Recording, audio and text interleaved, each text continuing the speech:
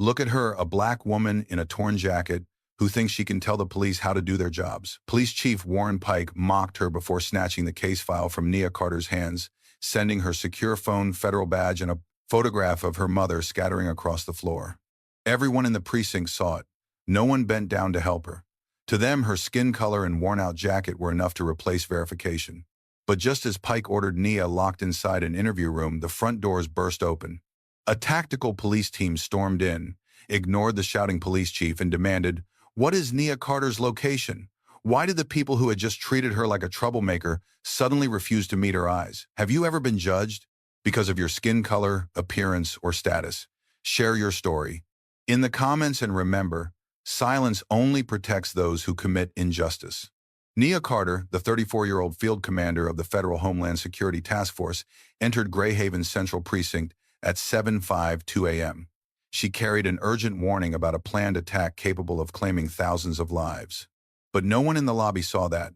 They saw only a black woman wearing an old denim jacket, low-heeled shoes, and clutching a gray case file against her chest. Nia's badge was concealed inside a metal case beneath her jacket. She did not wear it around her neck, because people dealing with truly urgent matters rarely think they need to decorate themselves with authority. "I need to speak with the officer responsible for this morning's security response plan," Nia told the desk officer. The heavy-set white officer did not even look up from his coffee. "Fill out a form and take a seat. This is not a civilian complaint. There is an active threat. Every woman who walks in here says her problem is urgent." Nia placed 2 fingers on the edge of the counter. "Call the operations room and give them my name." He sighed as though saving the city were interrupting his breakfast. "The plastic chairs are over there." Nia repeated her request a second time, then a third. Each time the answer remained the same: wait. Behind the counter, phones rang, radios crackled, and officers walked past her with a carefully practiced air of busyness. No one asked what the file contained. No one noticed the secure phone vibrating inside her jacket. Prejudice had performed the work of verification faster than any procedure in the building. Police Chief Warren Pike, the white official in command of Central Precinct, and a man who had ruled the place for so long that he mistook his chair for a throne, emerged from the corridor. His gaze stopped on Nia's skin, slid down her faded jacket, and settled on her low-heeled shoes. "This is the expert Washington sent us," Pike laughed. "A black woman dressed like she just stepped off a bus thinks she's going to teach the Grayhaven police how to protect the city." A few quiet laughs broke out, then quickly died. Nia's expression did not change. "I need you to open the operations room. You need to learn how to speak to someone in authority. I know your position. I'm trying to determine whether you understand the responsibility that comes with it." The smile vanished from Pike's lips. He snatched the file from her hands. The cover sprang open. The secure phone fell onto the tile floor, followed by a photograph of Nia's late mother in her firefighter's uniform, an unopened metal badge case, and a folded sheet of paper bearing 4 names. The entire lobby fell silent. Lieutenant Thomas Reed, a veteran watch commander with 28 years of service and eyes far too accustomed to witnessing wrongdoing, stepped half a pace forward. Pike glanced at him. Just one glance.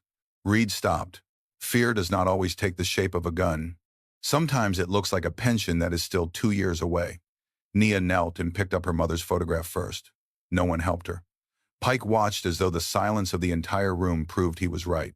"Take her to an interview room," he ordered. "It appears we have a troublemaker who enjoys impersonating federal personnel." Nia slipped the paper with the 4 names back inside her jacket, retrieved her phone, and checked the time. 7:57 a.m. She memorized the desk officer. She memorized Reed. She memorized every face that had heard the warning and chosen to look away. As she was escorted down the corridor, Nia looked through the window. 3 patrol cars, an armored vehicle, and the bomb squad were racing toward the Grayhaven County Courthouse, exactly where the conspirators wanted them to go. The interview room door began to close. Nia turned, looked directly at Pike, and said quietly, "If you're still protecting the courthouse, then the real target is almost completely unguarded." Interview room 3 contained only a metal table, 2 plastic chairs, and a camera mounted near the ceiling. Nia Carter sat before the file with its split edges and arranged 3 transcripts of the threatening calls in a row. The first mentioned the place where justice is decided. The second described the eastern staircase of the county courthouse in precise detail. The last warned that an explosion would occur exactly when the morning court session began. Too specific, too convenient. Nia placed traffic camera images and the city's event schedule beside them. People who truly intended to attack a location would not tell the police the exact location of every entrance. They wanted the county courthouse to be seen. They wanted every patrol car, bomb squad, and tactical officer concentrated there. Warren Pike stood across the table with both hands braced against the metal surface. "You read 3 phone calls and suddenly decided you were a counterterrorism expert." Nia looked directly at him. "Verify my identity." Pike did not. The moment Nia reached for the secure phone, he pulled it beyond her reach and forbade her from calling anyone. Nia did not struggle for it. She merely looked up at the camera near the ceiling, where a red light glowed steadily. "That device is recording you refusing to verify the identity of a federal commander, confiscating a communications device, and obstructing coordination during an active threat." Pike glanced up at the camera. His hesitation lasted only a second before pride buried it. At that moment, Lieutenant Thomas Reed entered with his radio still crackling. He reported that the bomb squad had searched the courthouse's records room, parking garage, basement, and ventilation system, but had found no device. Pike snatched the report from his hand. "Maybe they didn't search thoroughly enough." Nia closed the file. "No, they found nothing because there is nothing there to find." She turned the event schedule toward the 2 men. The annual memorial ceremony at the Liberty Harbor Ferry Terminal would begin in less than an hour, with nearly 9,000 firefighters, retired police officers, and their families expected to attend. It was a crowded, highly symbolic target, while most of its protective forces had been diverted to the courthouse by Pike. Reed looked at the red circles Nia had drawn around the freight handling area beneath the terminal. "Liberty Harbor has its own security team." Nia replied that they protected only the public entrances. The supply route and mechanical level were almost completely unguarded. Pike scoffed and accused her of speculating for attention. Nia kept her voice even. "I'm giving you an opportunity to correct your mistake before the death toll turns that mistake into evidence." Pike's face reddened. He turned to Reed and ordered him to keep Nia in the room without a phone and not allow her to leave her chair until Pike personally gave permission. At that moment, the precinct's front doors burst open with a crash that shook the entire corridor. Captain Elena Torres, commander of Grayhaven's tactical unit, entered with 8 officers wearing body armor and carrying rifles. Pike rushed into the lobby, demanding in the voice of a man who believed he owned the building to know who had authorized them to enter. Torres did not bother looking at him. She asked directly, "What is Nia Carter's location?"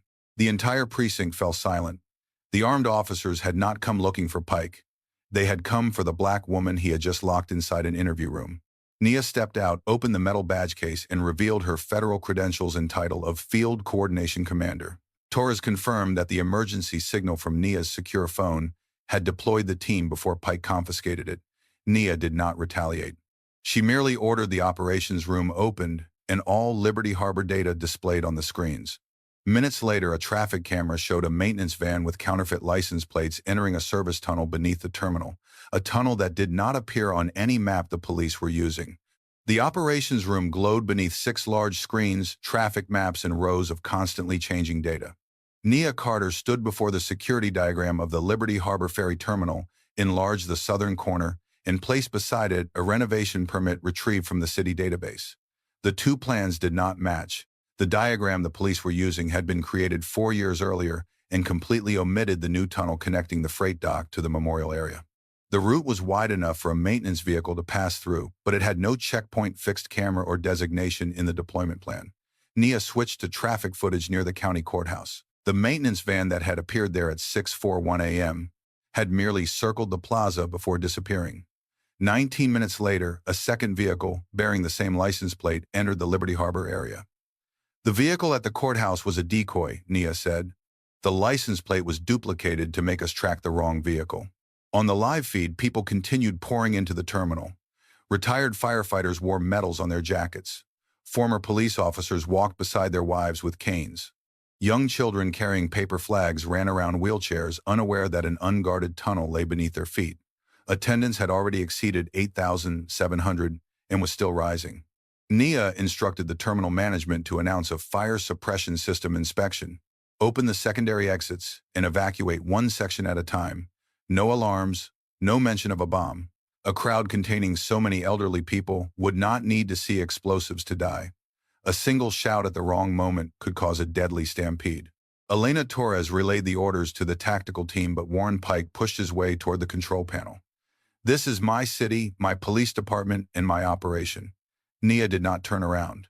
A title cannot replace the correct map, the correct data, and the correct orders.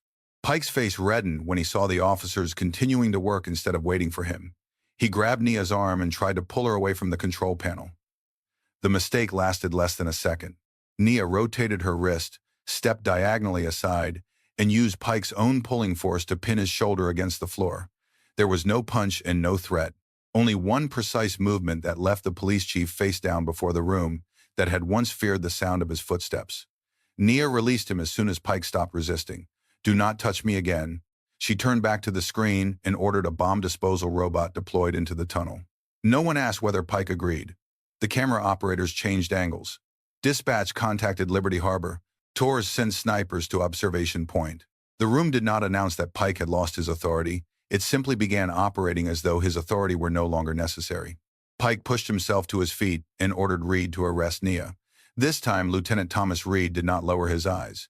He stood between the police chief and the woman he had failed to protect in the lobby. "You were the one who delayed verifying her identity," Reed said.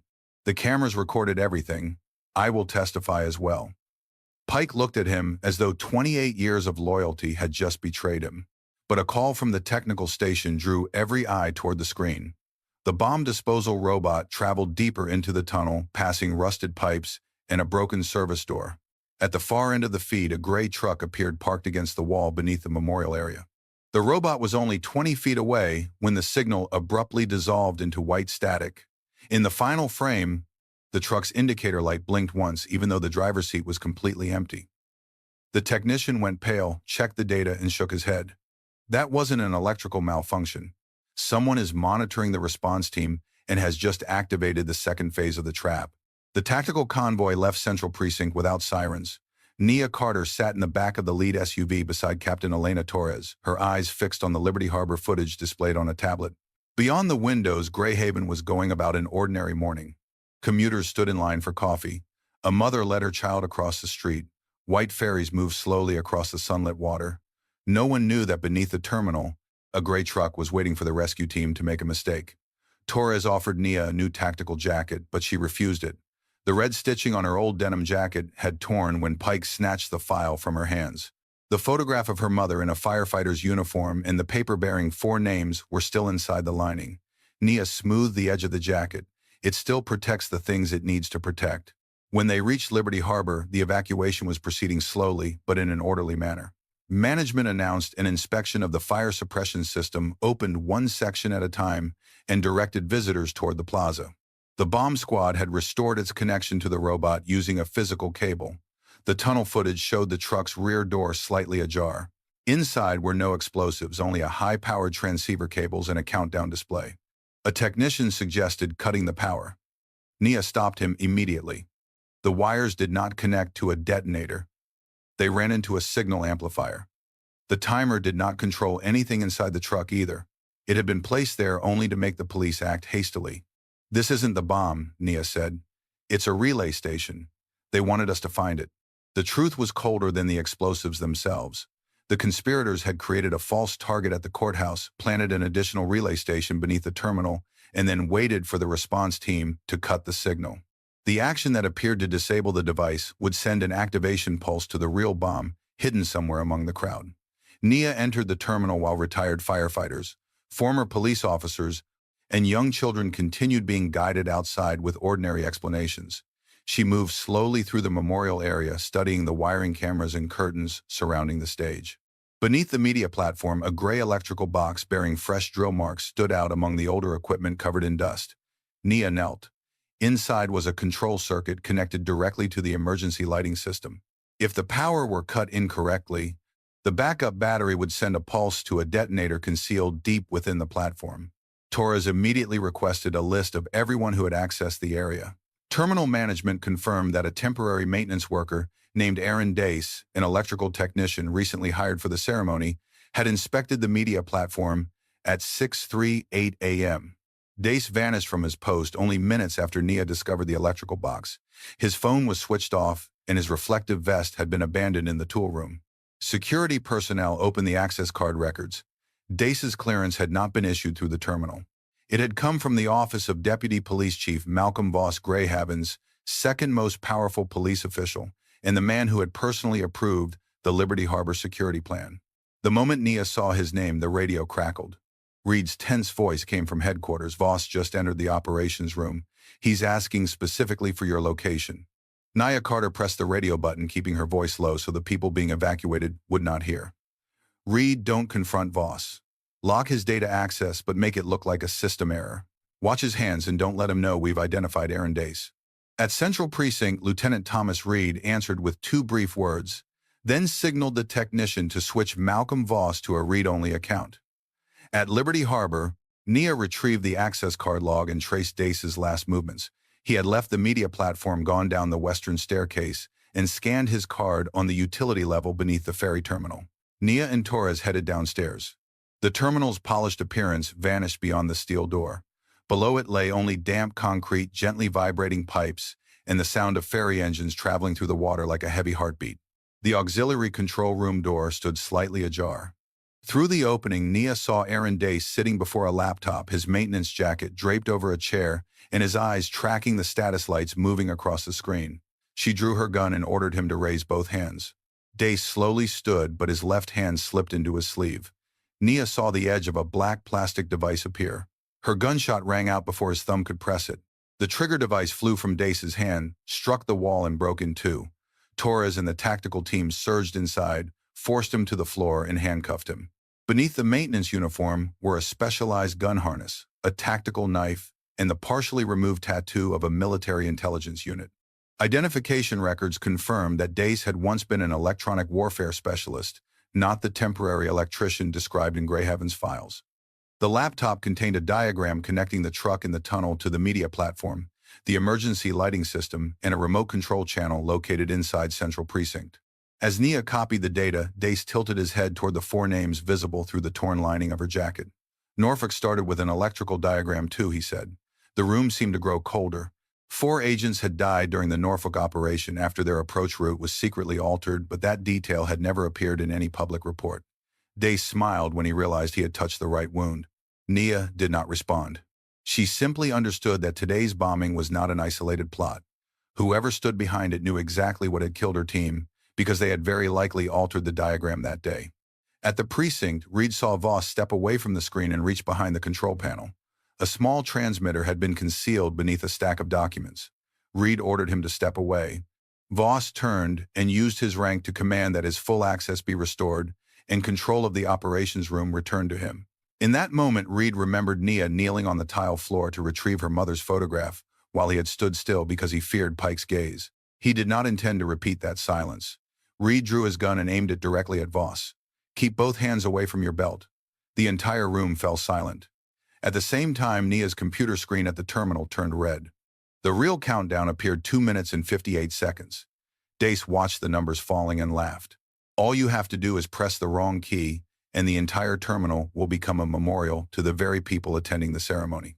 2 options appeared on the computer screen: emergency shutdown or manual maintenance override. Shutting down the system would be faster, but cutting the power could activate the backup battery connected to the detonator. The maintenance loop would keep the electrical current stable, but the correct command sequence had to be entered before the timer reached 0. Aaron Dace lay pinned beneath the knee of a tactical officer, still trying to drag Nia Carter's mind into the past. Norfolk had a timer like this too. "Do you remember the way those 4 called your name, Nia?" Looked at the paper inside her jacket. Marcus Hill, Dana Webb, Joel Sanders, Priya Shah. 4 teammates who had entered a warehouse using a diagram confirmed to be safe. After they went inside, the electrical route was altered, the fire doors locked shut, and the explosion traveled backward along wiring that was never supposed to exist. For years, Nia had believed it was her operational failure, but the structure before her resembled Norfolk with brutal precision: a false target, an outdated diagram, altered electrical wiring, and a mechanism that used the rescue team's own actions to kill them. Norfolk had not been an accidental failure. It had been a test conducted by the same network, and her 4 teammates had been the first people used to prove that the trap worked. Dace continued whispering that the death toll would be higher this time. Nia did not look at him. She connected the bomb disposal technician to the computer. He instructed her to open the administrative panel, lock the secondary controller, and switch the system to a manual loop without interrupting the power. 1 minute and 40 seconds remained. Every keystroke could either save lives or condemn the entire terminal. Above them, Elena Torres continued moving the last people out of the memorial area. Retired firefighters with canes were escorted through the northern exit. The children still believed it was a drill. At Central Precinct, Reed took the transmitter from Malcolm Voss and handcuffed him in front of the operations room. Inside Voss's pocket was another secure phone connected to a private network and completely absent from department records. Voss shouted that Reed should remember his rank. Reed tightened the handcuffs and replied, "I'm remembering who we serve." At Liberty Harbor, 12 seconds remained. Nia entered the final command sequence. Dace closed his eyes and waited for the explosion. When the countdown reached 1, every signal on the screen abruptly went dark. A suffocatingly long moment passed. Then each status light turned green one by one. The bomb squad immediately began disarming the real device beneath the media platform. Before anyone could breathe a sigh of relief, Voss's phone rang at headquarters. The call came from the office of Senator Raymond Cole, a powerful politician who had built his public image through speeches about patriotism and the sacrifices of first responders. Reed activated the speaker in front of the officers and operations personnel. A man's cold voice ordered Voss to wipe out the terminal and ensure that Nia Carter did not leave alive. Reed signaled for the call to be recorded. On the other end, Cole sensed the unusual silence, but it was already too late. Before the call disconnected, his voice hardened into a growl. The Norfolk files were supposed to remain buried forever in the archive beneath St. Gabriel's Church. The device beneath the media platform was neutralized at 9:18 a.m. The last people left Liberty Harbor, unaware that they had just crossed the boundary between a memorial ceremony and a massacre. But Nia Carter did not regard the stopped clock as the end. Aaron Dace had monitored the tunnel from the utility level. Malcolm Voss had controlled the signal from inside the police precinct. And Senator Raymond Cole knew about both the Norfolk operation and the archive beneath St. Gabriel's Church. The bombing was not intended merely to kill those attending the ceremony. It had been designed to eliminate witnesses, destroy records, and make their deaths look like an extremist attack. When confronted with the recording, Voss began to talk. Cole's network had used municipal security contracts to move equipment into public buildings, alter engineering plans, and appoint the people who would later control the investigations. The men who caused the disasters were the same men paid to explain them. Nia Elena Torres and Thomas Reed left the terminal for St. Gabriel's Church before Cole's accomplices could clear out the archive. The church stood in the middle of the old working-class district with a stone bell tower and small flags lining the entrance in preparation for the memorial ceremony. No one noticed the 3 unmarked vehicles stopping behind the building. The basement door had just been unlocked from within. Beneath boxes of donated coats and dust-covered folding chairs, the tactical team discovered a false wall. Behind it were racks of hard drives, invoices from 3 shell security companies, a list of compromised operations, and photographs of Voss shaking hands with Cole inside a warehouse at the port. A file labeled Norfolk confirmed that Nia's 4 teammates had discovered money flowing from municipal contracts to extremist groups. They had not died because of an incorrect diagram. They had been led into the trap to prevent the investigation from going any further. A man guarding the archive rushed toward the document boxes with a bottle of solvent and a lighter.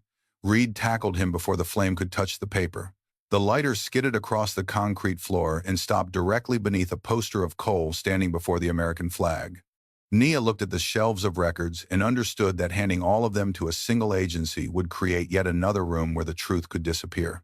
She ordered every hard drive copied simultaneously, the sealing process recorded, and a chain of custody established in front of representatives from the state police, federal authorities, and 2 investigative reporters brought in as witnesses. Each copy received a separate identification code. Every signature was filmed. No one, regardless of badge or title, would be able to quietly remove all the evidence.